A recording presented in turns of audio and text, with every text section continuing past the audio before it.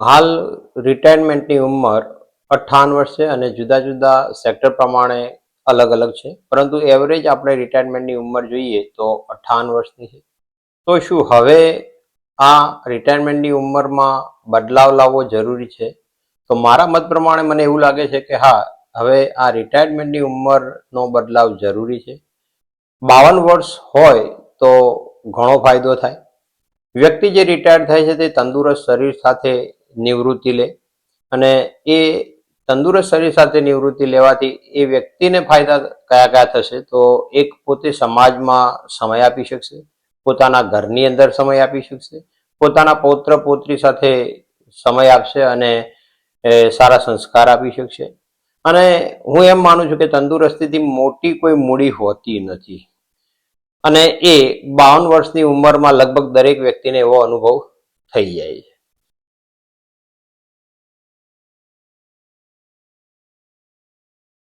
અને બીજી તરફ હવે આપણે વિચારીએ તો કે આપણે એક મોટી દેશ સેવા કરી શકાય.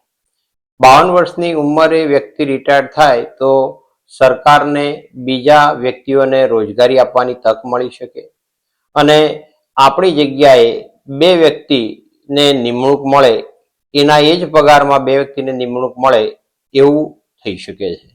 તો પહેલો ફાયદો તો બેરોજગારીને આપણે ટાળી શકીએ છીએ. અને વધુમાં વિચારીએ તો જે 52 વર્ષથી 58 વર્ષની ઉંમરની અંદર પગાર ધોરણ જે ચૂકવવામાં આવે છે એ થોડું વધુ હોય છે, અને વ્યક્તિ સ્ફૂર્તિમય રીતે દોડી ન પણ શકતો હોય.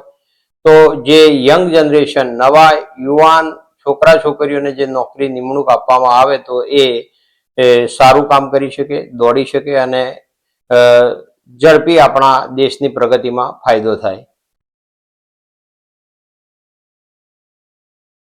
અને વધુમાં વિચારીએ તો આપણા વેદોમાં પણ આપણા જીવનના અલગ રીતે તબક્કા પાડેલા છે.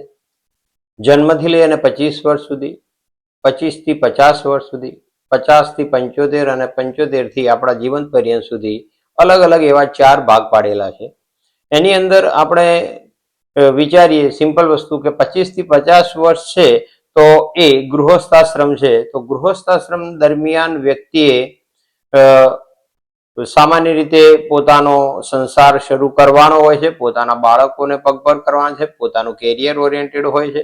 અને 50 વર્ષની પછી એ પોતે 50 થી 75 એટલે કે વન પ્રસ્થાશ્રમની અંદર પ્રારંભ કરતા હોય છે.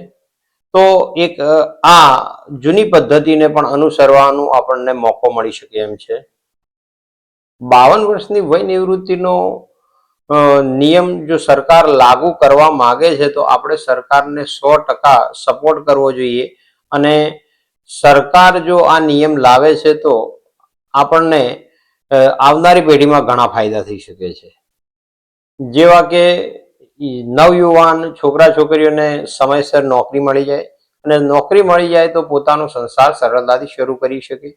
અને એના લીધે જે યુવાનોમાં હાલ જે બધી વ્યસન, દારૂ, જુગાર, ડ્રગ્સ, મોબાઈલ પાછળ ટાઈમ બગાડવો, તો આ બધા પાછળનું જે દૂષણ વધ્યું છે એમાંથી પણ આપણને ફાયદો મળી શકે છે. માટે જો હવે આવો નિયમ સરકાર લાવવા માંગતી હોય, 52 વર્ષની વય નિવૃત્તિ લાવવા માંગતી હોય, ભલે હાલ જૂના જે ચાલુ નોકરી છે એમાં તો શક્ય નથી, પરંતુ નવી કોઈ નિમણૂક આપવાની થાય અને જો 52 વર્ષની અંદર રિટાયરમેન્ટના પરિપત્ર વાળું કોઈ ભરતીની પ્રક્રિયા શરૂ કરે, અને સરકાર ઈચ્છે તો આની અંદર પેન્શન પણ લાગુ કરે, અને જો આવું થાય તો આપણે એને આવકારવો જોઈએ, અને આપણે આવો એમને સરકારને સાથ સહકાર આપવો જોઈએ.